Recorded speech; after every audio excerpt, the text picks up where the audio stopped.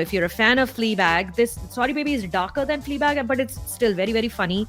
It still deals with very similar issues of female friendship, female bonding, and female expression in public spaces, which to me is a very important topic. This is the proudest Rahul has been to be part, like a Gujarati. He came back and said, excellent film. I mean, yes, because how many Gujarati films are excellent. I love it even more in December.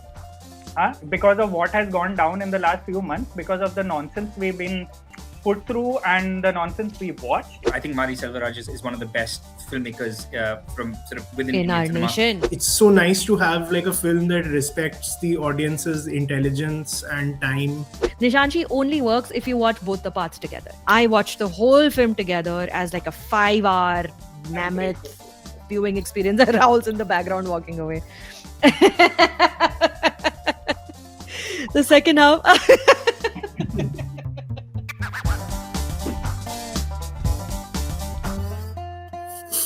जून हो गया खत्म, July start करेंगे. इस पे हम बहुत चर्चा कर चुके हैं, तो बिल्कुल ही संक्षिप्त में मैं अब परमिशन दे रही हूँ तुम्हें बोलने के लिए. सुचिन, तुम शुरू करो, क्योंकि राहुल और इशिता बोल चुके हैं इसके बारे में. 2 घंटे हमने बात की है. I cannot talk about this film in Rahul's presence. He'd slap me. This is his territory. I don't even think Pandey will talk about this film in Rahul. I feel like Rahul made the film, so let him go. Saiyyara. I am so happy to talk about Saiyyara again with Rahul Desai. Rahul, please tell us about your obsession with Saiyyara. How many times you've watched it now? Has anything changed? No, I mean 3 times in the theater, and 4? So has Ishita. But yeah, like 4 or 5 or 6 maybe, because it's on Netflix now. But anyway, that's not the point. I think we're getting away from ourselves here. But let me just say very short, very brief. Yeah, very brief. I've said whatever I have to say about Saiyyara, my moment of temporary insanity, which I'll enjoy and own for the rest of my life. And I love the film. I love it even more in December. Because of what has gone down in the last few months, because of the nonsense we've been put through and the nonsense we've watched. I think Saiyyara feels like, it feels first of all like 5 years ago, and I miss those days. I miss that entire phase where Metro In Dino and Saiyyara and the Amir Khan film and a lot of feel-good. That was our summer. That was our summer. And if only we knew how good things were then, technically, relatively, they weren't that great, but they were okay, fine. because now it's all about going from month to month. And now Saiyyara has aged in my mind like, like an old lover. Like it's exactly like the plot of the film. I miss it so much, and I will go back to it even more, because in this age of, intolerance and hate and absolute like desecration of cinema and anti-intellectualism, if you want to enjoy like a love story that just lets you lose all your inhibitions, you can just let yourself go and admit. I think this is mainstream cinema, Hindi mainstream cinema done right for me. And there's nothing more I can say. I'll keep watching it for the rest of my years. And more power to you. Did you see Uday and I shaking our heads in tandem? Like we were literally in sync shaking our heads at when you I know, you meant like this. An old lover. Yeah. Love that for you, Rahul. Ishita, do you have anything to add on the Saiyyara discourse at this point? I love the film. That is all my discourse. I love it with all my heart. And I think it's the best shit that has happened this year. I miss going on social media to track video reactions. Now I can't. It's like there's an apathy, you say something which is so like terrible on social media right now. It has become a beast. But I miss the time when I would discreetly like tweets so that, and people can't check tweets now. People can't see your likes now. So I would like those hall reactions so that I could go and watch them at night again. When Ahan Pandey is entering. I've done all this shit. Just after Saiyyara. I love that for you. And I really, really miss that time. Yeah. I love that for you. Suchin, do you want to add anything at all? I'll just add one thing. I wish I watched it like more, not as like 6 times, but a second time at least. And it has one of the most unlikely but sort of insane mass movie moments for me of the year, which is sort of, the concert scene. It was such a glorious moment. And it's not exactly... Yes. Yeah, and it's not the kind of moment you'd expect from a film like this, but for me, that did it for me as much as any big adrenaline moment of the year. All right, that was Saiyyara, and then we've got F1. Rahul has picked F1, starring Brad Pitt. Rahul. Yeah, best like IMAX big screen experience this year. And I'm counting your damn Avatar and all your Tom Cruise overhyped shit that came out this year. F1 really got it right. I knew it with the director. He's so good at. I mean, he's so good. And also, I'm being an F1 sort of fan most of my life. Correct. And all, I didn't expect the kind of purism because I've seen a lot of great trashy Hollywood movies about F1. I loved Rush, which was like a decade ago, which had a great score, which had like some of the great performances. But this is such a different film. This is such a Hollywood blockbuster film. F1, the sport is almost incidental because nonsense is going on in the racetrack. Anything is going on. It's just Brad Pitt trying to play Tom Cruise, but also doing a very good job at being Brad Pitt. So I felt like, I felt like a perfect marriage of scale and sort of context and just big, dumb summer blockbuster stuff, which I think we need one film like this every year. Top Gun was a couple of years ago. So yeah, and same director again. So I think he's mastered that art. And I would watch F1 again on a big screen, but I cannot get myself to watch it. I know it's streaming on Apple now, but I haven't been able to watch it on any smaller screen. It's that kind of film where you just want to sort of suspend all disbelief and like go with it. It was fun when they released the trailer on your phone and was like, oh, your phone is going to vibrate with the trailer. And I'm like, great, that's Candy Crush technology. I've had on my phone for like 7 years, I think, at this point. All right, Metro In Dino, Suchin and Ishita. Ishita? I'm generally very a little partial towards Anurag Basu film. I think Correct. It always moves you with its ambition. Even if it's not very good, it's just he always aims for the stars, which I am a big fan of. And Metro and then I think it was just like good old time at the movies. Great song, great album. And I remember I watched it twice, and you almost like it brought back memories of the time when you would watch films or rewatch films for the music. That time is gone. But I remember like the pre-interval song. Like when the beats start playing, that the song is coming. And I remember I was watching with Rahul, and he said it's like waiting for a superstar to enter, which I thought was very well put, because I think Preetham and Anurag Basu, I think they are like a match made in heaven. And also like a very good cast. I really enjoyed watching all of them. And it did not matter that, for me, it did not matter that all the cities look the same. I felt like, and because I liked the film, I could like defend it in my writing, why they look the same or whatever. So, but I feel like as a film, it was fun and very, very ambitious. Like the moments when the scenes just like, when it worked really well. Suchin, agree with all of that and then some? Yeah, no, I think that says it perfectly. When it works really well. Obviously that album is insane. Also just bringing music back to the movies in a meaningful way. I just love just being in an Anurag Basu world. It's had such a sort of specific delight. I love the first half of this film in particular. The second half I did struggle with, but I just felt that there's a lot of talk about love stories and how much they matter and all these familiar conflicts. I thought it set up some very, very well done conflicts. All of them, it really built them up so well. And then how it sort of in quotes resolved them, was a bit of a mixed bag. But just it's some of the most joy I felt at the movies this year, just to be back in his world and in his mind.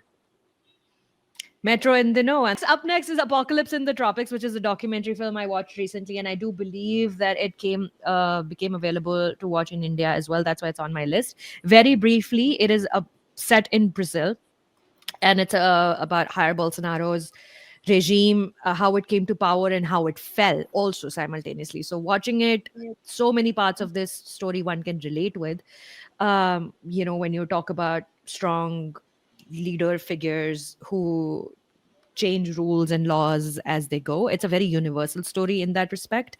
And the filmmaker really it's a very humane, like there's voiceover throughout this documentary, and it's almost like somebody sitting next to you and talking to you. It's almost like ASMR style done voiceover.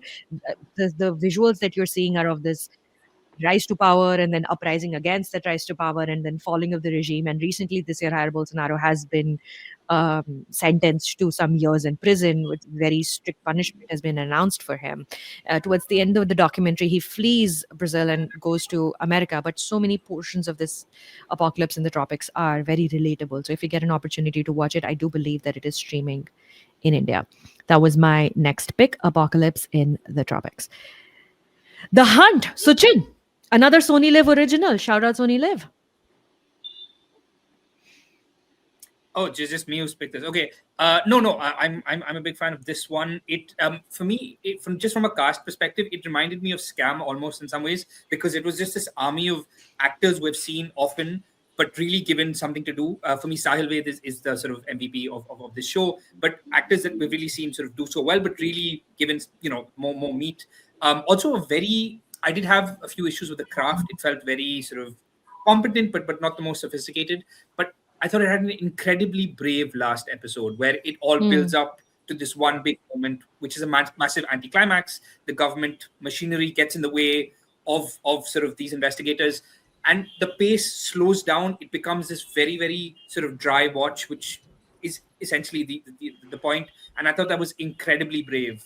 What could have just been a scene becomes sort of a very, very powerful episode. So I just remember the show for the cast and what it does with that final episode. Wonderful. Another Sony Live title on here, The Hunt, the Rajiv Gandhi assassination case. And Ishita is now picking 12th Fail? No, it's a Zero Se Restart. Zero Se Restart. Okay. The documentary on making of 12th Fail. It's by Jaskuvar Kohli, who Yes. was the writer of 12th Fail. I think co-writer. Okay. And it's a very good documentary because I think also Uday Bhatia is a great protagonist. He is so restless, and you see him make Very this film entertaining which fellow. everyone thinks that is impossible, and this man is asking for endless changes. They are fried, and he shoots everything like Jaskuvar Kohli has all these. When Vitu this goes after one line, he said, no, why is this change this, the endless revisions or whatever. But also, I really like the passion it captures, of a filmmaker who is obviously who has what most would say has passed his prime in a way, and yet going absolutely against norm to make and also go back to the start to make a film which is a very familiar underdog story, and yet wanting to retain the authenticity to it. Also, I really liked, apart from Vidhu Vinod Chopra being a great protagonist, also that generally, when you have a writer or a co-collaborator making a documentary on a filmmaker who's well known, there is a sense of reverence, and I really like that Sirisa did not have. The last bit of it is Vidhu Vinod Chopra saying, "I don't know. Why are you asking me? I have no clue. If it works out, great." And I really like that there is even though the film, of course, is a huge hit, that the making of it was so much trial and error and so much success later. So I really, really like Documentaries about making of films are just the favorite, best kind of documentaries ever. I also watched Megadoc this year, which I can't talk about because I don't think is available at all in India to watch. But that's Francis Ford Coppola's making of Megalopolis. It's just a phenomenal documentary. So yeah, documentaries about films, fabulous. Oh, whose turn is it now? Ishita, teri bari hai. Give me a little hand wave. Give me a little hand wave. Yes, we're done with July. Okay, starting August now, Weapons. I have picked this. Rahul has picked this. It's just a fantastic horror movie, which is not even a horror movie, and incredible acting performances. I am very scared to go into horror movies, but this one really moved me. It's an allegory for school shootings. It's an allegory for the rise of just anti-intellectualism in our society right now, against teachers, against educators, and just some fantastic acting performances. Josh Brolin is fabulous. All around, no notes, brilliant movie. Rahul, Weapons. No, same here. No notes, brilliant movie. Some of the most haunting images I've seen this year on the big screen. Oh man, even small things like the way the kids are running with their hands. I was like, how do you come up with that shit? The opening of this film, I can't. I just keep watching that on loop. It's just so haunting. It's incredible. So poetic, so lyrical, and as you said, allegories on so many things. But also for me, it was an allegory on how we deal with grief as a society, how we try to overcome it by telling ourselves stories in our head, how we try to revise what happened to our loved ones in our head and sort of reimagine scenarios with them. I thought this, for a horror film to capture something like that through its entire sort of take on society, or on American society very specifically, I thought very well done. Great merging of personal and political. Not often you get to see horror films that make you think on so many levels, and also Correct. It was very don't moving. alienate you and make you like really very much a part of the entertainment. It's great film. Julia Garner is amazing. Yeah. I first discovered her in that incredibly pulpy show Inventing Anna, right? Yeah, same here. Yeah. She played Inventing Anna. She was the lead character, right? In that, and she doesn't. She's so good. Like, really, I mean, really she was up. in that big show in for like all those seasons, right? Ozark. Ozark, correct. I She was did. so I good. watched Ozark, the Jason Bateman show. I And discovered. Assistant, obviously, I think. Yeah. All around fantastic. Yeah. And such a scary movie too, but very moving, deeply moving. Look at that. Zach Cregger, again, the filmmaker, very personal story to him, and he's spoken about, what inspired him to write the story. So I would strongly recommend looking up Zach Cregger interviews and reading about what inspired him to write and make this film. Dhadak 2 is on everybody's list. So we will, and again, we've discussed this film quite in detail. We've discussed the movie in detail. I also have interviews with Shazia, Siddhant Chaturvedi, and Saurabh Sachdeva, who has it's so meta. Saurabh Sachdeva watched us discuss him. So then I discussed with him what he watched us discussing about him. All of that is on my channel. So briefly, Uday, I feel like you've not spoken in a while. Take us through why Dhadak 2 is on your list. The only thing wrong with it really is the title, and which you have also brown face, which you cleared up in one of your in a subsequent video. And I don't know, it's just it's again a very again a film to understand India today, but also just very persuasive, fluent filmmaking from Shazia. I liked that it wasn't like I like that it's like a sort of a visually interesting sort of like she's really thrown all the the directorial tools at the film, and not just relied on the story and the politics of it to kind of get it through, which often happens. You get like a very sort of plain rendering of these kind of stories sometimes, and people are like, yeah, very important film, so the filmmaking doesn't really matter. But out here, I think the filmmaking is really like excellent, and it sort of pushes the story to even greater heights. To further Uday's comment on what this film was actually going to be titled, it was going to be titled Panther. Why not? All of that is in the interview I conducted with Shazia on Zoom a couple of months ago when the film became available for streaming on Netflix. So go listen to that interview and you'll find out. Anybody else has any thoughts on Dhadak 2 at this point? No, Rahul's saying no, he's spoken enough about it. Ishita?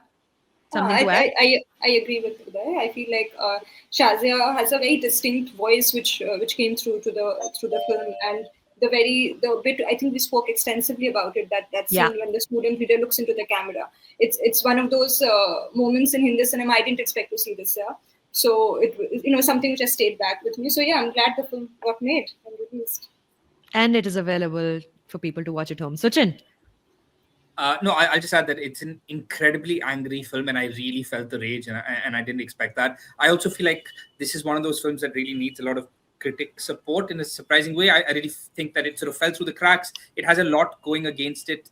The title, the remake tag, these are all things that for whatever reason, lead to all kinds of narratives which have nothing to do with the film itself. Also, it felt like the reintroduction of Siddhant Chaturvedi, because after Gully Boy, I haven't really felt his presence in a film in a way that excited us. And this was the first time I really felt it after a long time. And the only other thing I wanted to add was the action sequences of this film really, really stuck with me. They're not obviously slick action, but there was something about just the way they were staged. There was so much rage, but exhaustion and sort of patheticness in men fighting. And I just thought they were really well staged, and it really stuck with me. Well said. Up next, we've got Vash. Rahul. Vash level 2. Sat next to each other and saw this film, didn't you? Yeah, well, the curse is back. What else is new? This is the proudest Rahul has been to be like a Gujarati. He came back and said, excellent film. I mean, yes, because how many Gujarati films are excellent. Honestly, I went in Hindi. I will let you know. Yeah, I mean, I would like to say that I went in with like zero expectations. And it's always tricky when you do that as a film critic or as anyone actually, because then you're like, is the film actually good, or is it good because I had like sub-zero expectations? And you tend to question yourself a lot. But I think it was very solid filmmaking. I recognized a lot of the city I grew up in, which is Ahmedabad, and I think it's horror filmmaking done in with the perfect balance of sort of theatricality and commentary, because a lot of Indian films tend to overdo one or the other, and I think this sort of got all the performances on. There were a lot of young actors, which is very difficult to manage. More or less set in a school for the longest time. There are a lot of teenagers, a lot of a massive cast. I kept thinking about the assistant directors, what hell they must have gone through during this film. But yeah, unusually slick. Maybe that's my preconceived notions about Gujarati cinema. I think the first film which was remade into Shaitan, which I'm not a fan of at all. Here, I think this is the sequel to the original Gujarati film. It it also touches upon themes that are strangely progressive in terms of like how self-aware it is about society in contemporary Gujarat, which not a lot of storytellers probably have the guts to do, especially those who live there. So I think, yeah, like it's easy to comment on things like patriarchy and misogyny and like on like day-to-day sort of oppression, but I think it's another thing putting it in a horror film that is entertaining, that has some fine performances from both sides, and very weirdly creepy. Like amongst all, and it's been a very good horror year in general. True, I think this very is one true. of the films that has stuck with me. When I think I can vividly recall scenes from the film, which is job done basically. I think for so many filmmakers around the world, the trauma from the pandemic is manifesting in Yeah. various horror fashions right now that we're seeing on our screen. Suchin, is there anything you want to add to that? Yeah, I was just going to say, I'm not a big horror guy, but I've never seen anything like this from Indian cinema. It's relentless psychological dread. It keeps doubling down every time you feel like, you're shocked. The film has more in store, but in a way that's not off-putting. It's also incredibly entertaining, and it keeps you in that zone. And like Rahul was saying, it has some really weird, interesting moments of, I don't know if you call them empowerment, but I still remember that set piece of sort of these teenage girls just assaulting a city, and sort of they're possessed, and Yeah. and I didn't know what to make of it, and I still think about it, but it was so angry and empowering, and I'm still sort of processing it, but it was a very strange, interesting sequence. And like I said, I remember so much of this film, and it really, really sticks with you, and I'm pretty sure they've screwed up on the remake, but yeah, no, I mean, this is a film that I'm not recommending enough. Also spiritual sibling to Weapons, like it came out back to back, and like they were within weeks of each other, within a week of each other.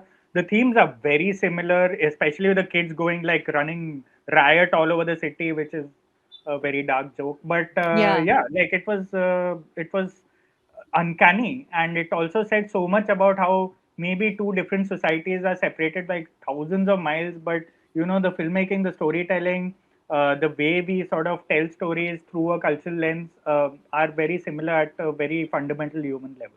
That's what we have a member in the comments saying the same thing. Sagnik said that Vashes are weapons. Yeah, so that's true. Similar observation. Sorry, baby. For me and Ishita, I know Ishita fell in love with this film the minute she watched it. Did you watch it at Sundance, Ish? Yeah, I watched it very much later. In fact, very recently I watched the film, and it's just fantastic. Ishita, you want to talk about it first? Sorry, baby. Yeah, it's. I think we can talk about it. I mean, for the longest time, I kind of held back talking about it in the sense that I didn't want to give away. But it's a film on abuse. But it's also that is just like the it's just the exterior part of it. It is also how it's also about female friendship. The protagonist, she's gone through something really terrible. I remember Sundance website had this line that she's gone through something terrible, and I went to watch the film to see what terrible thing she went through, and I was completely blown. Yeah. And also, Eva Victor is, I think, it's a directorial debut. She has acted in it, and you know how stories of abuse have a narrative diktat in the way how you present it. And I was absolutely blown by how she did not just show it. It was almost like a resistance in her part to take charge of her narrative. Correct. as a filmmaker, saying, I will not show you that, and I will show you how she coped with it, and how people around this character rallied and helped her overcome it, or not overcome, just make peace with it. And this shift in gaze was just so rewarding for me as someone who was watching it, which also in retrospect heightened the terrible thing that she's gone through. Yeah. But Yeah. but also it gave me a new language, to watch abuse on screen. Ava Victor is phenomenal in this film. It's quite incredible how this is the first film she's ever directed and put herself in the center of it. So she's acting, she's a protagonist, and she's a director. Fabulous. And this might be oversimplifying it a little bit, perhaps, on my end, but if fans of Phoebe Waller-Bridge, who does Fleabag, might resonate with this film. So if you're a fan of Fleabag, this Sorry Baby is darker than Fleabag, but it's still very, very funny. It still deals with very similar issues of female friendship, female bonding, and female expression in public spaces, which to me is a very important topic in just my life in general. And yeah, so if you're a Phoebe Waller-Bridge fan, if you're a Fleabag fan, then this might speak to you. Again, autobiographical, not autobiographical, but in the sense that writing a story that feels very true to you, very honest to you. So not autobiographical, that's the wrong word, but something that feels true and honest to you, and putting yourself in it is a specific sort of subgenre of female storytelling. And it's almost like a one-woman play. It's very, very good. So, Sorry Baby, please go and watch. Uday and Suchin are talking about Lokah. Suchin, aja. Suchin is, I think this is a part of his performance. Is Suchin doing an Akshay Khanna right now? Yeah. Kya kar rahe tu? You're just sitting there and like staring at us. No, that was just my internet. I'm not doing an Akshay Khanna at all. I've never said that out loud. Okay, no, Lokah, yes, great movie, coolest movie of the year. Actually, I'm not exaggerating. Especially on hindsight, considering we've now seen Thama. This is the one where there was actual imagination, incredible world building. I really liked how cinematic universes are now a little tiring, but I really liked how the film, even though it's not completely smooth, balanced the standalone story of this film with sort of the slacker comedy of Naslin and obviously Kalyani, but with the sort of the larger world building and all those cameos in the second half. Even though this is Kalyani's story, I have to say Naslin for me is the beating heart of this film. He's had this incredible year, even with Alapura Gymkhana, but this is a film that's sort of balancing sort of folklore with sort of a female superhero story, with sort of promising more films down the road, which we are, on site, incredibly excited to see. And everything it pulls off in terms of scale and bigness and action and execution at a sort of at that budget is just another reminder why Malayalam cinema is operating at another level. And then you see Thama, on hindsight, you see everything we, don't even try and do in terms of our imagination. But no, really one of the coolest films of the year. Uday, vampire storytelling and Lokah. Just like really, really, really efficient, really smart, popular filmmaking. I think it's none of it is like blazingly new, but it's just so smartly done. It's so nice to have like a film that respects the audience's intelligence and time, and kind of like actually put some thought into the storytelling. I thought this was like delightful, great fun. And with that, we are done with this month and we're ready to move on to September. August is over. I think it's back to me to do a little jig. Okay, I'm aware that Rahul doesn't have much time left on this live stream with us. So we're going to go very quickly to our next one. Rahul, I'm going to let you start off with Jugnuma, because when I watched the film, it was still called The Fable. And I watched the world premiere at Berlin about 2 years ago. And I've watched it once more since then, because it was screening in Mami and I was doing the Q&A. So I rewatched the film to do the Q&A at Mami. But what worked for you for Jugnuma, in Jugnuma? No, just like a magical, mystical film. One of the kind of films you just do not expect to watch in Indian cinema these days. Such a big swing. Waiting for Ramred, like you've been waiting for his film for like a while now. And I've been hearing about this film only at film festivals, and it finally released here, which I'm so happy to watch. Has one of the great first opening sequences of the year. Phenomenal.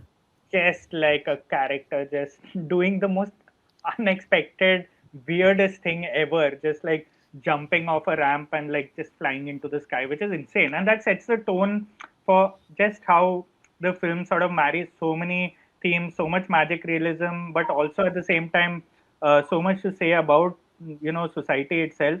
I think Manoj Bajpayee was predictably terrific in the film. I thought so atmospheric, so well crafted, and also so sure of its voice and so sure of what it's supposed to do, which is such a difficult thing to do when you make a film so technically experimental and ambiguous. It's not following any tropes or themes, but you're also playing with folklore. You're playing with so many things here. You're straddling different genres.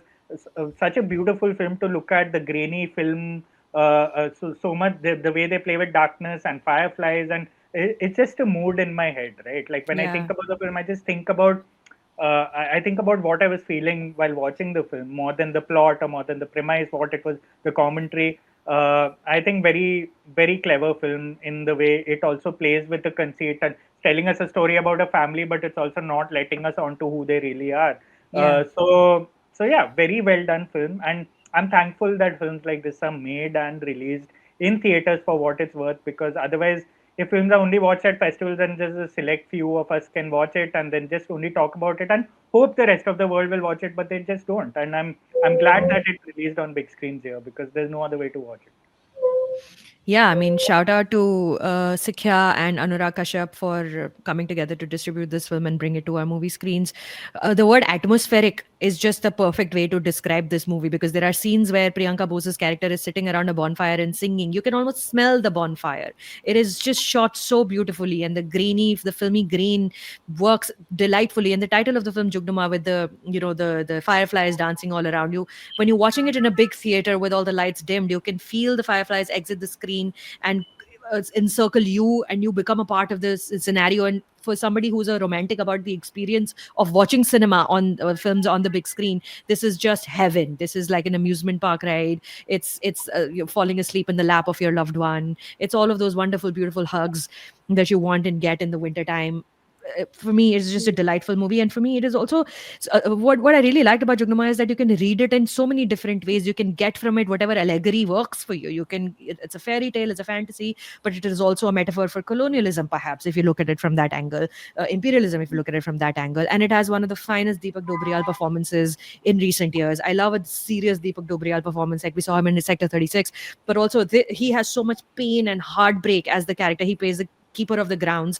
He works for Manoj Bajpayee's character, and Deepak Dobriyal gets implicated in something that he's not done, and the heartbreak and the pain that he carries when he has to leave his job and go back, because he's also the sutradhar of the story. He's the one telling us the story. We enter the film through him, and it's just a phenomenal actor and such a gift to see him give a dramatic performance like this. So well done, Ram Reddy. Please make more movies. More power to you. Everybody's yes, Ishita, say. I want to intervene and say that the best Deepak Dobriyal performance was in Son of Sardar 2. Let us get our facts correct, and then we will talk about this. It's again like black, white, or grey. I didn't know it was Deepak Dobriyal. Like for the longest time till Ishita, I was like, what the hell is wrong with him? I love Deepak Dobriyal. I am obsessed with him. Obsessed. Homebound सबकी list पर है. Homebound पर हम सबसे ज्यादा चर्चा कर चुके हैं सारे के सारे लोग इस साल, तो उसको हम छोटा ही रखते हैं. और सुचिन, तुम बताओ Homebound के ऊपर, बिकॉज मेरी तुमसे बात नहीं हुई है Homebound के बारे में. हम लोग तो कर चुके हैं ये सब. I mean, the first thing that comes to mind is I just remember the feeling stepping out of the film. I was just sort of stunned to silence. I just remember, nowadays as soon as you leave a film, there's so many things that is going to flood you. You open your phone and the world just takes over, and it's really hard to hold on to that feeling. And this is one film where I just remember the hours after it and just living in that feeling, which to me was the achievement of it, but just absolutely sort of heart-wrenching. I love both of those performances. I had no idea it was based on a true story. So for me, my experience with the film, I remember feeling how the structure of the first half felt very different. It starts off with sort of a grounded drama, if you want to call it that. It then becomes a COVID story. So I went in completely blind, and I was absolutely sort of it's just such a gut punch film, and yeah. For people who want to know more about the making of Homebound, big recommend go to Dharma's YouTube channel and watch Martin Scorsese in conversation with Neeraj Gevan. That is Neeraj Gevan really talking about and he's spoken about this film everywhere and how he's brought his own life into it and how the character Chandan is based on his stories and it's all very real and wonderful. But that conversation is very, very nice. And I was lucky enough to be live in that audience to listen to the both of them talk. But do check out Martin Scorsese in conversation with Neeraj Gevan. Does anybody want to add anything to this or shall we move on?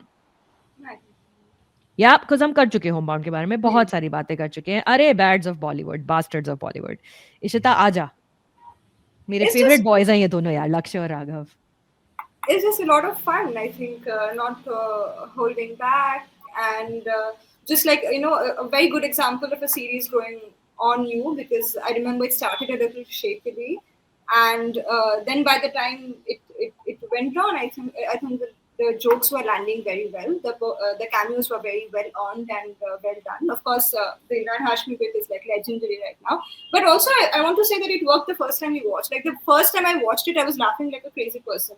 And I knew it would like at some level that it would blow up, not to this extent. But like a good, bold voice of a filmmaker and like bunch of people having fun.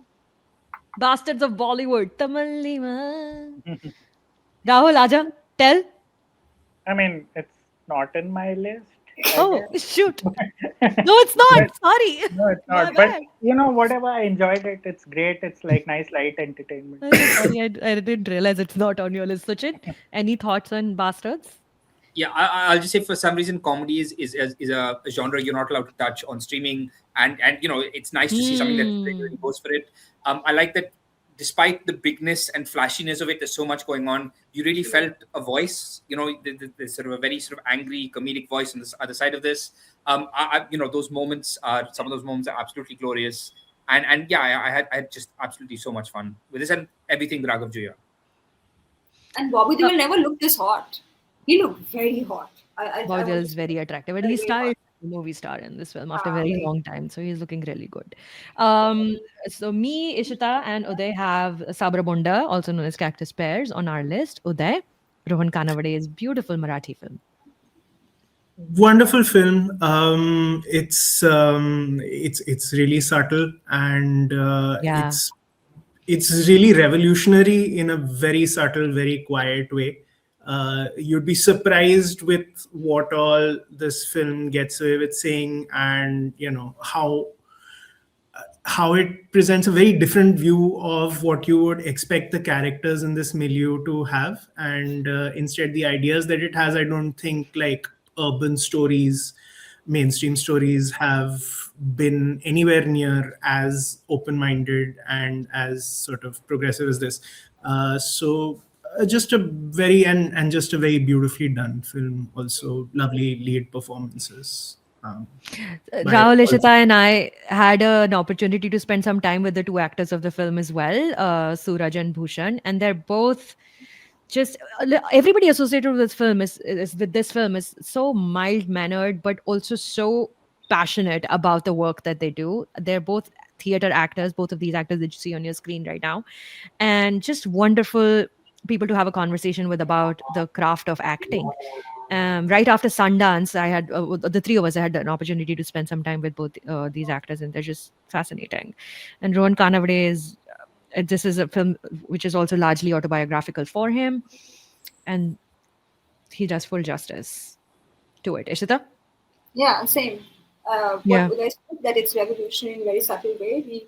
You expect the story to go a certain way, and it does not. And the radical empathy it accords the protagonist is what I took back. It's like it almost like the filmmaker is like, this will not happen to them. And I like that he completely bypassed the narrative stereotypes we have always come across for queer stories, and crafts his own language altogether, which is full of tenderness. It's a film of hope. It's a film of tomorrow. It's a film of what life can bring and potentially will bring. Rahul, I know तेरे को जाना है. No, can I just say about Sabar Bonda? I mean, I knew others would have it on the list, but it is for me by and large one of the best Indian films of the year. It's also one of the rare times I've enjoyed reading about a film. Yeah. Like it doesn't happen a lot. I tried to search for as many articles and reviews after the film came out, as many pieces as I could. I enjoyed writing about it, but I also enjoyed reading so many different takes. There's so much. It's amazing what good films do to writers also. Films like this where you keep searching, where you keep discovering the filmmaker through the film. I hadn't, when I met the actors at your place, I hadn't watched the film, so I had no Yeah. context. Yeah. You both had watched it, and when I Yeah. met them, I for some reason I didn't even need to watch the film to. It just sometimes actors have it in their eyes, and you can immediately envision what they played in the film. And when I watched the film, I was like, I feel like I've seen them before, but I also haven't, which is such a great thing. And I couldn't recognize them on screen, and yeah, one of the most tender experiences I've had at the movies this year. Yeah, for sure. And please, let's not forget that this film won a huge prize at the Sundance Film Festival, the big dramatic best movie prize, which has never happened before, especially for a Marathi film. A Marathi film has never even reached Sundance before. This was the first one to reach there. It won a huge prize. There's been so much conversation about it. It's been covered by international media, and it's also been picked as one of the best films by international media of the year, not just us in India. So huge props to Rohan Kanavade for sticking to his guns and telling the story that he wants to tell. And just a lovely person also to chat with. Ishita. And just shout out to Jayashree Jagtap. I thought she was Jayashree excellent. Jagtap. She plays She's so good, because I remember Brilliant. watching after the film ended, she was there at the premiere, and I'm like, oh, I just could not recognize that this woman was playing the mother, and it's just such a good performance. So I just wanted to mention Jayashree Jagtap for sure. Rahul, how are you placed on time, buddy? I have like 5 more minutes. Sisu Okay, too. Rahul. Bad Girl, Uday. Very quickly, I think one of the stronger directorial debuts that I've seen in the last few years. Exceptional, I think, use of just generally storytelling and editing in particular with this to tell this story, and also a very rare kind of film with a very unlikable and very sort of chaotic female protagonist. You just don't get that out here. And just seeing her journey through the film, I think, like, whatever little redemption there is, and whatever happiness she gets in her life later on in the film is so well earned. Because like it's just she's just such a mess through most of the film, and very few, I think, directors would have had like the courage to kind of go through with that. And I think just like really well done. Anjali Shivaraman, excellent in the lead. So. Suchin, also on your list? Yeah, firstly, I wish I got to watch this film on the big screen. I would have loved to fully immerse in it. Unfortunately, I got a screener because it had a terrible release, which was very sad. That it felt like it was getting shot in the foot. I love that central performance. I didn't love the film as much as I wanted to when I first watched it, but it was more the idea of the film. Just the idea of sort of a coming of age journey of a messy female protagonist. But somewhere along the way, thinking back to it, there was something about it sort of montaginess that really stuck with me, and I really felt that I went on a journey with her. I really felt that I grew up with her. It starts off when she's in school and then sort of ends when she's in her 20s, and you really felt that you went on a journey. And despite the fact that she's a chaotic protagonist, like Uday said, you feel so protective of her. And yeah, it's a film that's really stuck with me. Up next, both Rahul and I have picked Humans in the Loop. Humans in the Loop, I literally just watched this week, but I'm putting it in the month of its release. Aranya Sahai's brilliant, beautifully researched film. It's a very small film. It's not saying a very big message. It is not showy. It is not. There's again no iota of pretense here.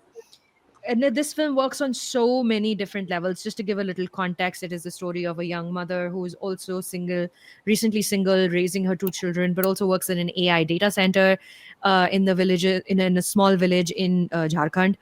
where a bunch of women come together to like a cyber cafe type location, and they help train an AI search engine, which is based on real events. So it's a beautifully researched film. Works on so many levels. For me, it worked primarily on the mother-daughter relationship level, on the ladybird level of a young teenage girl struggling to connect with her mother and vice versa. Mother just sort of overstretched in every direction imaginable. But Aranya Sahai is again a young filmmaker. He went to FTII. He's an FTII student and has a very good grasp on the craft of storytelling. Rahul? Yeah, no. For me, like I watched it a couple of months ago. I wrote about it, and it just it's such a meditative take on like such a. I mean, I could not imagine a sort of ecosystem like this, especially given that we spend most of our time sort of watching movies, writing in cities, and all, just to see a different part of just to see another India, and the way that is inspired from real events, and the way they juxtapose something like motherhood with the nurturing of AI itself. Like she has to choose one child over the other technically, and the fact that she's also training, machines to sort of take over all those emotions that we are wired to feel. I thought such lovely themes, such lovely nuances, also communicated through such effortless filmmaking.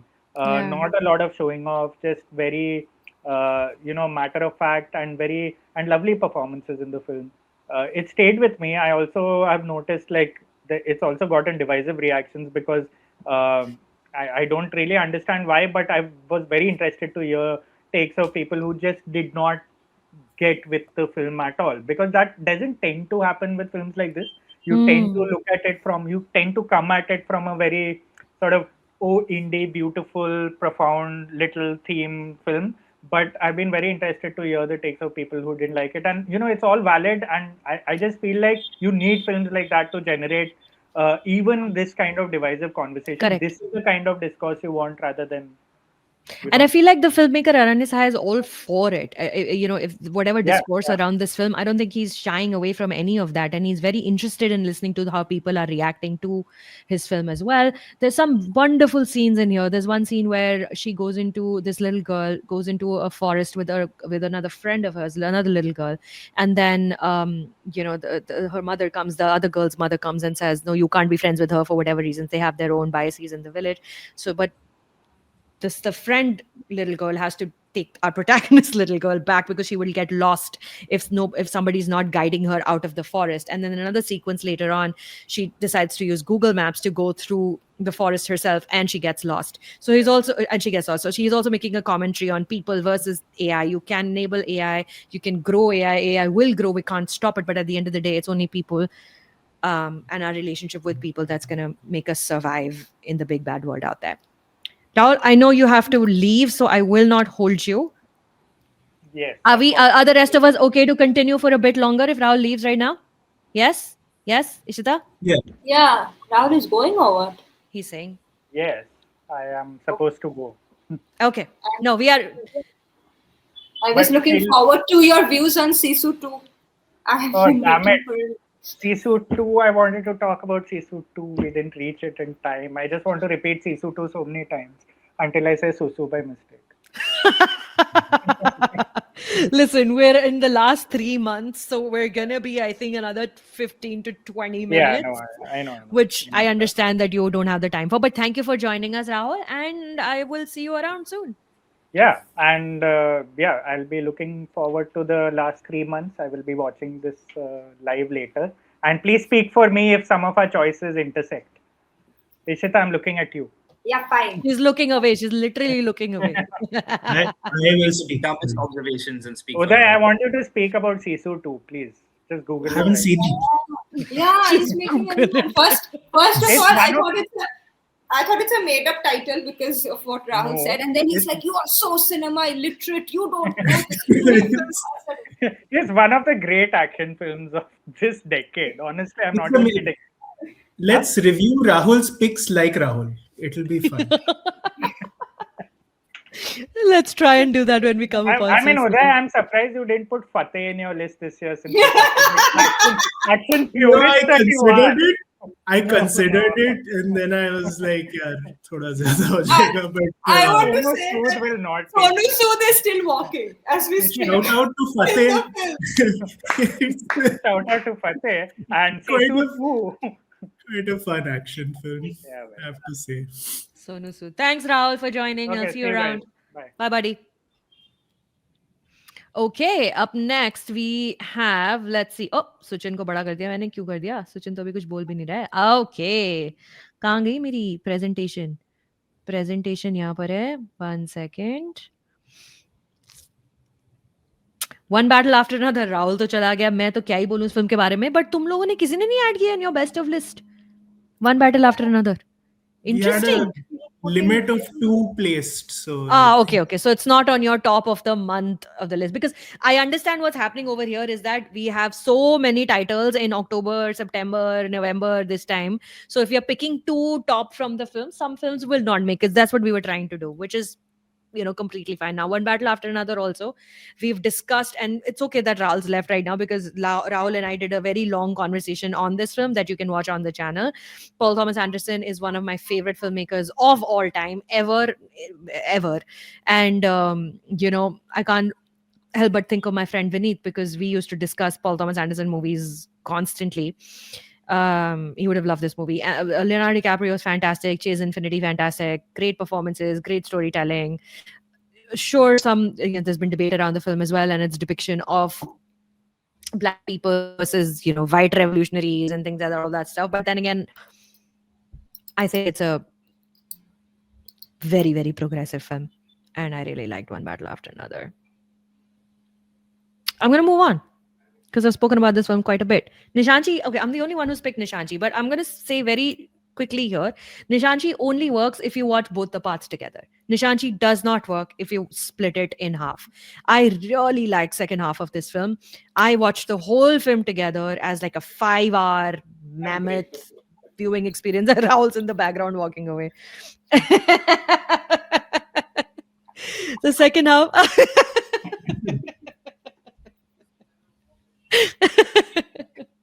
Oh, a rare funny moment from Rahul Desai. Well done.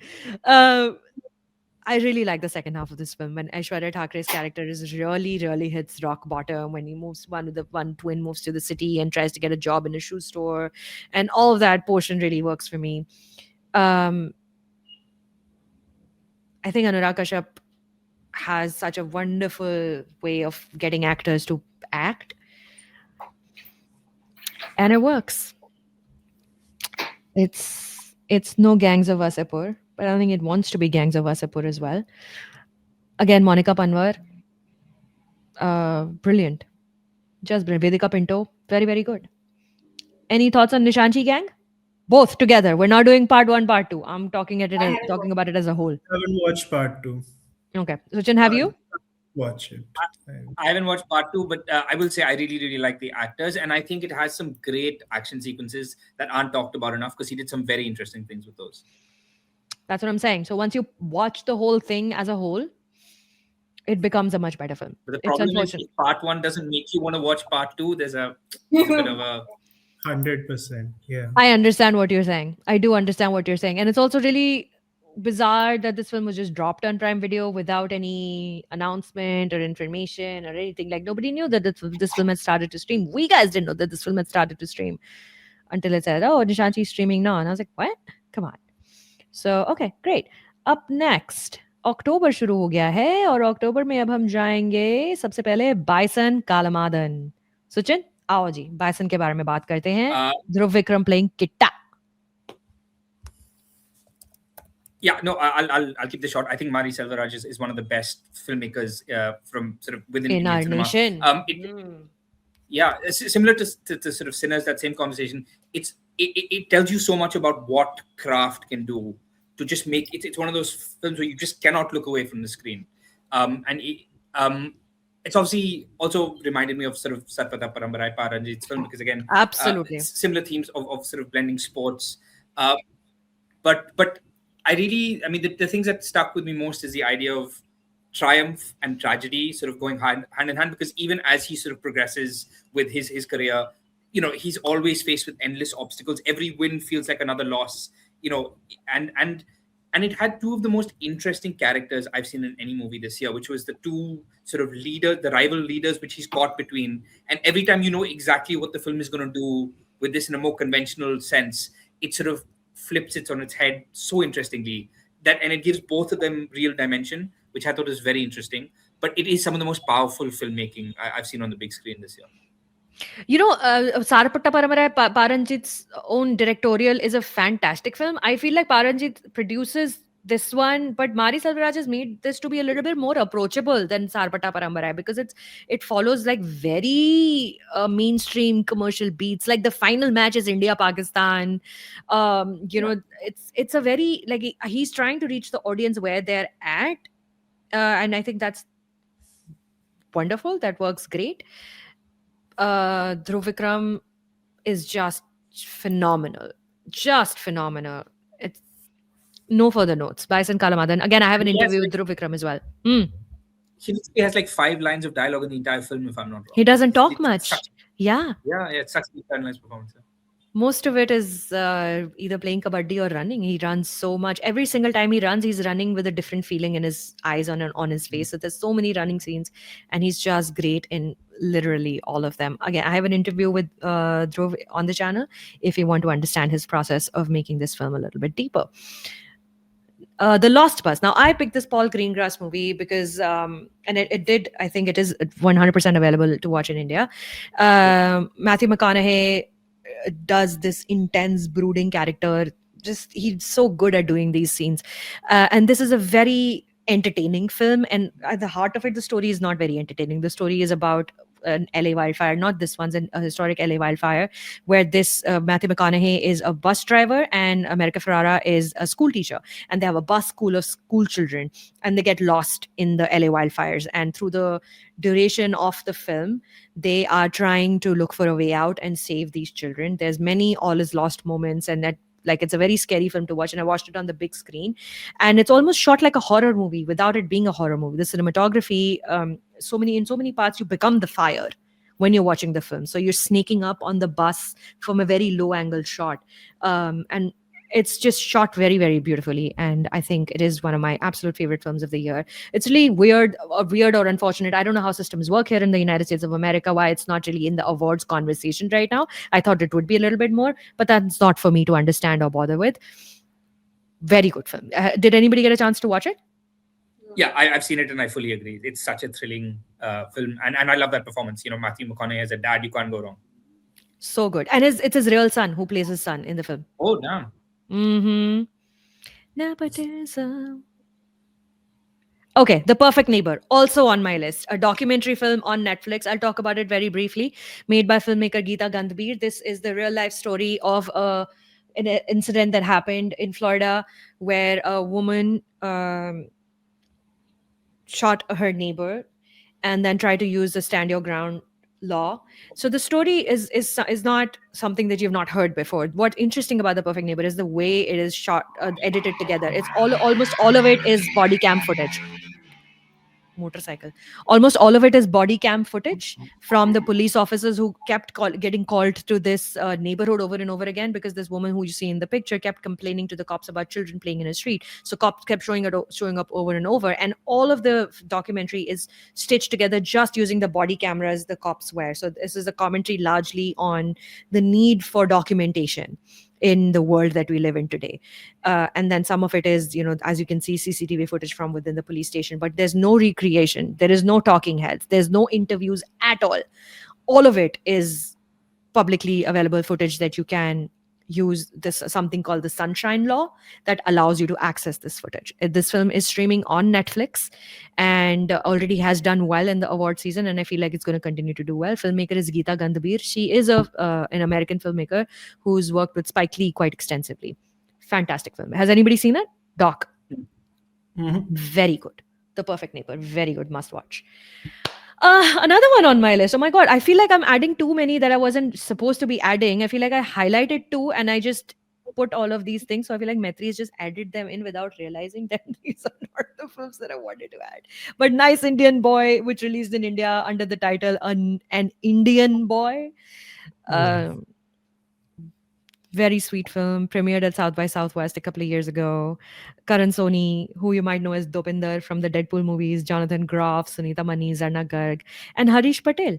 So this is a sweet little rom-com. We don't get enough of these. Has anybody seen this? I've not, but I really want to watch it. It looks so sweet.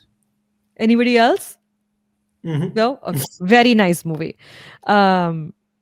Yes, please watch. Lovely film. Uday, Kantara. Interesting. Yeah, I think I'm in a minority for much preferring the second Kantara to the first.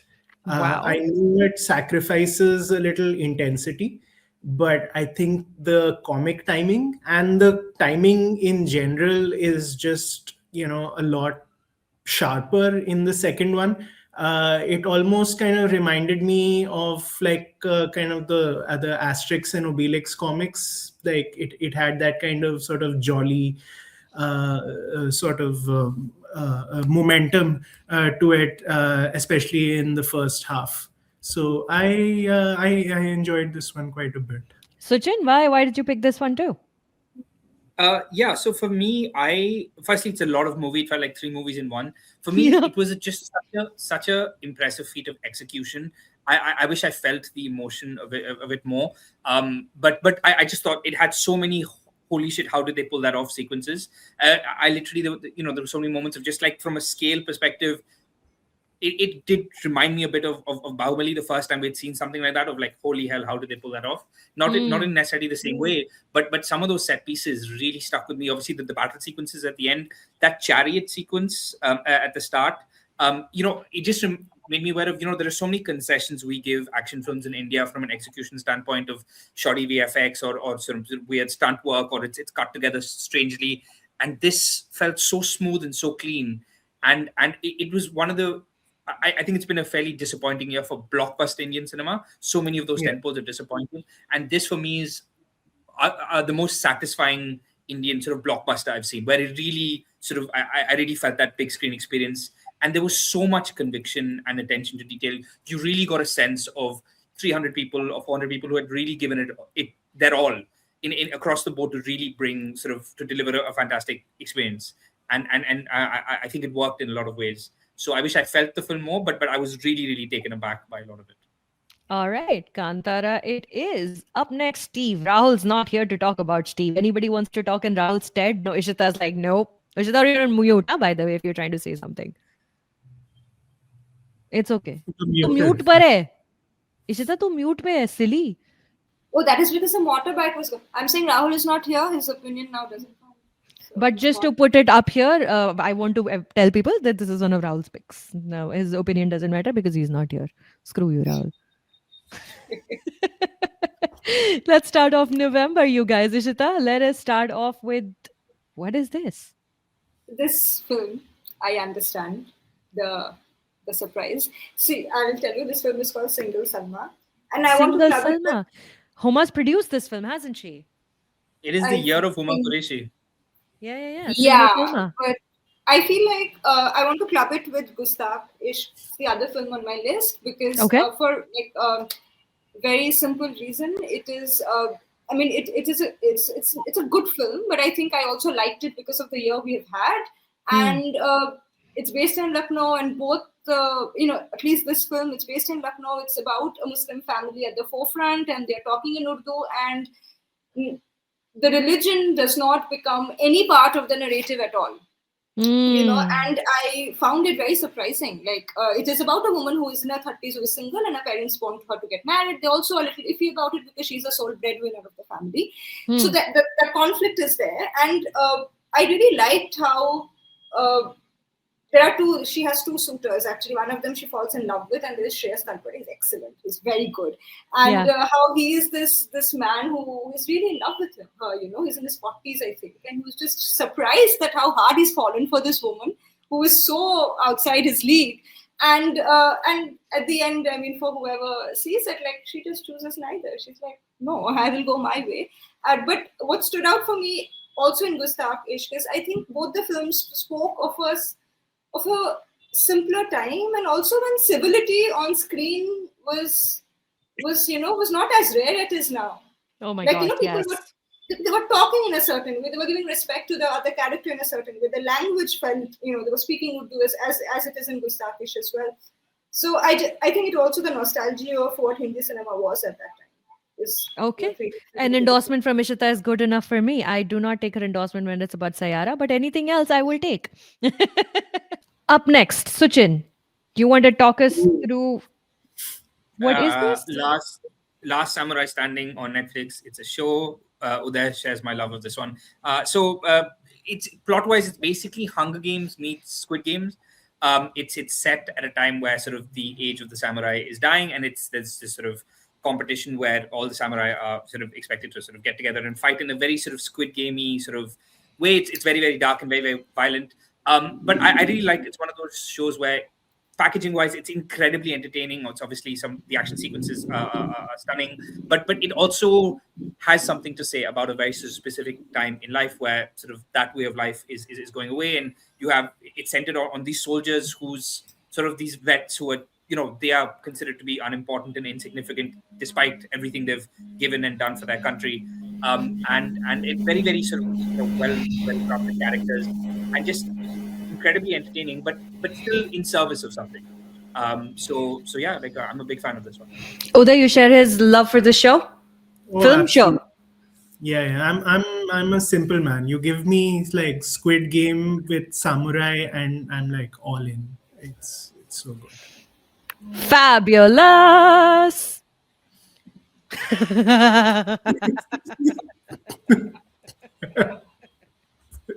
has come too late. I know. 10 minute और रुक जाता राहुल अगर तो हम इसके बारे में बात कर लेते. But just to put it out there, this is one of Rahul's. Now see, Rahul has now 2 titles in his picks of the. No, 3 titles. I'm going to include Saiyyara also. Saiyyara, Predators, and Sisu Road to Revenge. So good for you, Rahul. I haven't seen Road to Revenge, which is the second one, but I will say the first movie is excellent. It's basically World War II John Wick, World War II, World War I, one of them, and it's just Okay. like breathless, relentless, violent action. That's done very well. Okay. I'm learning new things about all of you.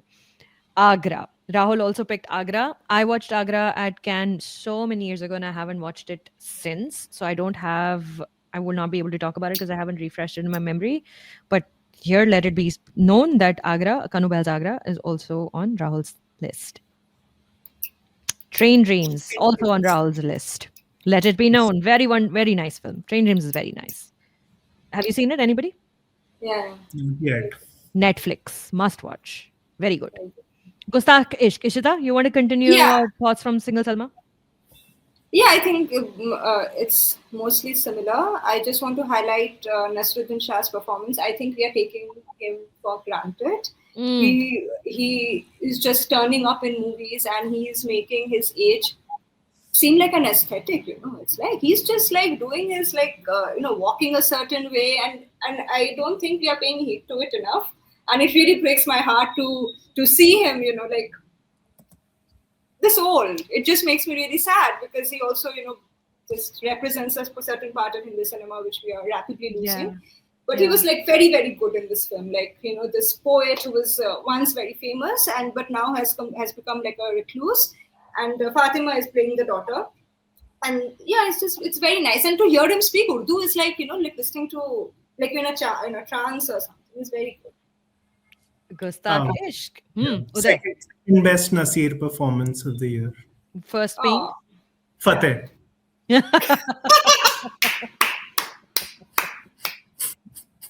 Said without hesitation. Oh God. Oh my God, I forgot he was in the film. Yeah. Wow. Are we starting December? You guys. We made it. Not bad. We made it all the way till December. And we're going to start with the real Kashmir Football Club. Suchin, take it away. Some fine actors. So this is yet another Sony Live gem in a year with many of them.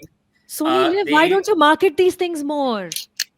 So Sony Live is where great shows go to die. It is where they're the only ones who will sort of greenlight these sort of very, very small underdog shows, which are often some of the best shows of the year, but the price you pay is it's only us talking about them. So, there's more responsibility on us to shout about them.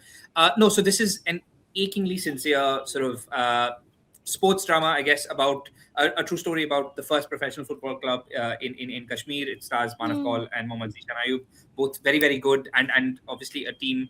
I mean, there's a lot to like here. It's for one, it didn't feel like Kashmir is just window dressing, like as it is with many Hindi films. You know, Sure. it really you feel like you are there for those sort of 7 to 8 episodes. It sort of uses sport as a device to really touch on so much. I did feel like the sports weren't shot or brought to life in the most exciting manner, as we've sort of come to expect from sort of sports dramas. But I loved how, in the age of sort of bingeability and cliffhanger and just the packaging and, you know, constantly just something needing to always happen, the show has this sort of patience to it that really feels very, very moving. And it's definitely not what you'd expect from a show in 2025. There is this very sort of human, matter-of-fact dryness to it. I don't know how to say it, where it's not going for big drama, even sort of where the season ends up, you know, there's no sort of grand matches won. It takes them to a very human point in the journey of the team. But really, really sort of very sweet show made straight for the heart. I believe you on all those points. I have not watched it, but knowing that it is, seeing the actors Mohammad Zishan Ayub, Manav Kaul, and that it's a Sony Live original, that gives me faith that this is a good show. Rahul, what has Rahul picked? This is the Perfect Family. No? Perfect Family on YouTube. Yeah. I have not watched The Perfect Family, so I don't have anything to add here. But again, this is another one of Rahul's picks. Ishita has picked The Great Shamsuddin Family. Ishita. This is by Anusha Rizvi, and the caveat is, of course, that the producer is Mahmood Farooqui, who was accused of rape. So I'm just putting it out there for context. Absolutely. Very good film. A film of, I mean, one of those films I was like double checking, like how did it get made and how is it's streaming on Jio Hotstar. Unfolds as a chamber drama of two-generation Muslim family, and Dolly Ahluwalia and Farida Jalal having the time of their lives. Like, they're playing sisters and they're like squabbling and bickering. It's just beautiful to watch. And of course, the younger generation, I think Kritika Kamra is there, Shreya Dhanvantari and Juhi Babbar. They're very, very good. Very great ensemble. And just the anxiety of being Muslims, you know, living in India at a time, wanting to leave, and yet wanting to stay back as well, you know, that anxiety and the joy of so I think it's a very good film. I watched it yesterday. I was almost like crying because it's just such a sweet little film, you know, and I'm just very glad it exists. Love to hear that. The Great Shamsuddin Family. Ishita has also picked Raat Akeli Hai. Am I the only one? I think so. I haven't watched it, so I don't know. So this is the new Raat Akeli Hai, the Bansal Murders, I think it's called. And I mean, it's a slow burn, which I think it was kind of getting to my, like, I was like little getting impatient, but it has a great payoff. It's also very politically like alive in the way that, you know, like it is making a lot of commentary in the garb of a whodunit, and of course it's like a very rich family members of the family, they die, and I love that how Smita is also the writer. She was also the writer of the first Raat Akeli Hai, and there's Hanif Rehan, and how they kind of feed into suspicion in a setup like this, where a rich family dies. They play with suspicion only to also show that, you know, class war, like, you know, like an uprising which is due to happen, which is about to happen because of the inequality we are living in. Also, I want to just also, I've also put Raat Akeli Hai because I think a lot of this year was spent on working on Punjab 95 and the censorship, as for the rest of us. And I think, you know, when you also speak to a filmmaker like Hanif Rehan, who's also like fighting multiple battles, you feel like the system might have broken him to see that he has funneled his rage to make a film like this, which is not shying away from being politically potent, is what I took back from it. Because we have seen filmmakers let their rage overcome their work, and I think Hanif doesn't do that at all. You know, it's a very good film. If only we were discussing Punjab 95 also. Unfortunately, that film has not released. People have not been able to watch it, so there's no point talking about it in further detail. Up next, Uday Bhatia. Hi. Another empathetic documentary. Yeah. I'm a I don't little think there's- confused. Oh my I'm a god, little this is what Rahul misses. Let me click a photo. I'm a little confused. This is Yeah. what is going in the cut. Come on, Go Uday, ahead. let us go. I'm still No, I confused. don't think. Suchin, this is Dhurandhar. It's a film that just released a couple of weeks I don't know ago. if you heard about it. That's not the part I'm confused about. Yeah. Also, I feel No, like no, because Uday picked it, there should have been an Akshay Khanna still and not. That's true. That's true. But briefly, no, absolutely. Well, there's picked it briefly. We'll discuss it because we've spoken about this film enough. No, I don't. I really don't think there's anything more to say about it. We did a very long and anguished episode about this, so I think people can check that out. My views remain the same as it Yes. were in that, and I'm sure everyone else's also. Okay. Well, there we go. I will let it slide. Now we are gonna move on to Ryan Johnson's Who Done It, Wake Up, Dead Man, and Knives Out Mystery. Anybody else watch this? Yeah. I know Sachin watched it. Okay, so I really like this film because again, this comes from such a personal place. I love a filmmaker who just sort of tells this sort of naked stories about their own lives and their own beliefs and things. And this is Ryan Johnson at his most naked in that he talks about his own relationship with God and religion in this movie, and in interviews he's gone around and spoken about it as well.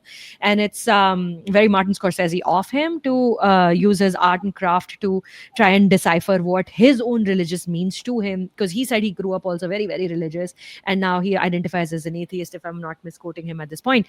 But Josh O'Connor is like, Gora Siddhant Gupta for me at this point. Like, I love him so much. They're both like tall and lanky and skinny and intense and like really attractive men who are brilliant actors and appear in these fabulous productions. And it's been a year for Josh O'Connor, not a year, just like about 2 years of just constantly doing challengers. And he was also in this beautiful film called Rebuilding this year, and The Mastermind, and this one. Benoit Blanc is Benoit Blanc, but it's Josh O'Connor through whom you enter the film as this new priest who gets transferred to a new church, and everybody there could be a murder suspect. And it doesn't work so much as a whodunit, to be honest, as it does as a commentary on where we are right now in our relationship with religion and social media and each other and things. And in that, I found it to be fabulous. Fabulous. Suchin, I know you didn't love this film so much. Yeah, I mean, I love the idea and the themes behind it more than the film overall. I think Josh O'Connor was excellent. It's also very rare that sort of in the third installation of a franchise, Benoit Blanc is literally almost sidelined. Like, he really lets Josh O'Connor take the spotlight, which is wonderful to see. I really liked the personalness and sort of everything he's wrestling with in this film. But in terms of the, in quotes, promises of these films and why we typically enjoy them, the cast, the whodunit structure, on those fronts, I did struggle with it. Also, so much of these films is just giving us this really, really cool cast and seeing what he does with them. And I felt like half the cast was didn't have much to do. Yeah. Yeah, and that was a bit of a surprise. But yeah, again, it really goes much deeper than the other films in a lot of ways. And I like the idea that he's not delivering the same experience film after film. He really is trying to do something different. It's a completely different film from any other Knives Out movie. Yeah. Tonally, in every way. Yeah, for sure. And brilliant cinematography as well. I guess with that, we've come to the end of our list. I want to share a tweet on the film. I read that someone tweeted that, are you telling me that Josh O'Connor and Daniel Craig, they're in the same film and they didn't even kiss once? I know, right? Won't that be something? With that, we have come to the end of our list, you guys. Congratulations on making it this far. Now, I wanted to add in the end, is there any other titles that you just want to mention here that you watched at a festival or something? Just mention some titles that people have not been able to watch, but for something that people can keep on their radars. Andor season 2 is one of the best shows I've seen in my life. Full stop. Not the fact it's that coming out soon. No, it came out this year. Oh, yeah. I just want to give it a special mention. Okay, perfect. Ishita, you did so many festivals this year. Any titles? I'll say two. One would be Lokah, and the other would be the sweet indie film called Twinless. I would really urge people to look out for them whenever they release. Lokah and Twinless. Lokah is fabulous. Uday? I'll recommend this Norwegian film from which I just saw at Kerala. It's called Dream, Sex, Love. Really, really interesting, and especially writers, I think, will really enjoy the way it plays with like structure and stuff. So I think, yeah. Now, just by virtue of me being in the United States, I've managed to watch a lot of movies this year. So I'm just going to rattle off some titles. Bear with me. I'm just going to say some names here from the films that I watched this year that I want to mention in this list. Of course, Punjab 95. But aside from that, another documentary, 1-to-1, John and Yoko. Chloe Zhao's Hamnet. Lynn Ramsey's Die My Love. Jafar Panahi's It Was Just an Accident. Park Chan-wook's No Other Choice. Kauthar Benhania's The Voice of Hind Rajab. Then there's also, in that same, there's Palestine 36, All That's Left of You, Riefenstahl, which is a documentary, The Life of Cillian, a documentary, Mr. Scorsese, a documentary, and My Father's Shadow, Akinola Davis Jr. Wonderful film. So if anybody who's watching, please write down these titles, take a note, send a WhatsApp to your friend. And if anytime any of these films come out, or you get to rent them somewhere, or if there's a local film festival that's playing any of these titles, do go check them out. My friends, thank you. Thank you. Was this fun? Yes, it was was. fun. Yes. I like that we go month-wise. So it sort of takes you back in time a little bit and reminds you of how wonderful life was in the summer, like Rahul said. Everybody, please follow Uday's work. Like always, it's on Mint Lounge. Ishita writes for OTT Play, but Ishita is also writing for various other magazines. Now, Ishita, can you tell us the name of the magazines where you're being published right now? I mean, this year I haven't done a lot of freelance work, but I did write for New Lines magazine, that the piece on censorship. So yeah. New Line magazine. And Suchin has a fabulous YouTube channel that y'all must subscribe to. I will link all of these in the description box below. Suchin has been doing some incredible podcast work. He's also been traveling and doing interviews and things like that, and his own reviews. Of course, you can also watch him on the Hollywood Reporter India YouTube channel. But do subscribe to his channel as well, where he can speak about anything he wants to speak about. And that's what I run this channel for. Right, Suchin? Yes, you said it far better than I could have. So yeah, that. Also, year-enders, Suchin, I think Suchin did some great year-enders. I really am enjoying watching them. So thank you, Suchin. Thank you. Showrunners Roundtable. Excellent. Please, everyone watch that. Very, very nice. Now I'm going to cry. As always, friends, my name is Sucharita. Please subscribe to the channel and consider becoming a channel member. We are moving more in that direction now. And channel members who are watching us right now, Saknik, Steve, and Sam, and Bhumi, and others who joined today, thank you. And consider becoming a channel member and tell your friends about it. Bye, guys. Bye-bye. Now let's give a smiley face so we can have a screenshot moment. Actually, let me end this stream first. Bye.